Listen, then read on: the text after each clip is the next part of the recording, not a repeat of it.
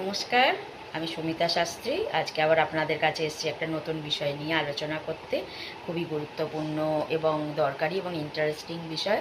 সেটা হচ্ছে যে আপনারা যদি দেখেন যে আপনার ঘরেতে বাস্তুদোষ হচ্ছে, বাস্তুদোষ তো আপনি বুঝবেন না, কিন্তু এটা বুঝবেন যে আপনার ঘরেতে কোনো কাজ করছেন, সেই কাজগুলো হচ্ছে না, শুভ কাজও হচ্ছে না, ঘরের মধ্যে সবসময় ঝগড়া অশান্তি থাকছে, অর্থনৈতিক অবস্থার উন্নতি হচ্ছে না। এটা যদি একটানা হতে থাকে তাহলে কিন্তু বুঝে নেবেন যে আপনার ঘরে বাস্তুদোষ আছে।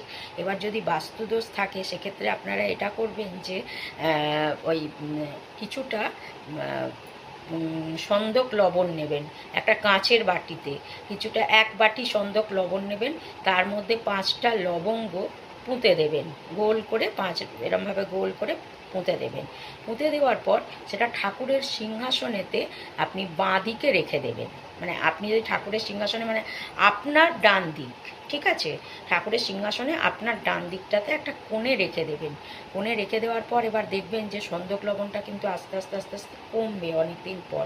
এবার কিছুদিন পর যদি দেখেন ময়লা ধুলো পড়ে গেছে, সেটাকে পরিষ্কার করে আবার আপনি শুক্রবার করে ওইখানে ওই সন্দক লবণ একদম ভর্তি করবেন কাঁচের বাটিতে, 5টা লবঙ্গ পুঁতে দিয়ে সেটা ওই ডান দিক করে, আপনার ডান দিক, ঠাকুরের যেদিকে আপনি মুখ করে আছেন সেই ডান দিক করে রেখে দেবেন। তাহলে দেখবেন আস্তে আস্তে করে আপনার বাস্তুদোষ কেটে যাবে, ঝগড়া অশান্তি বিবাদ সব মিটে যাবে এবং আপনি জীবনে অনেকটা উন্নতি করতে পারবেন। তো আপনারা এটা করুন, ভালো থাকুন, সুস্থ থাকুন।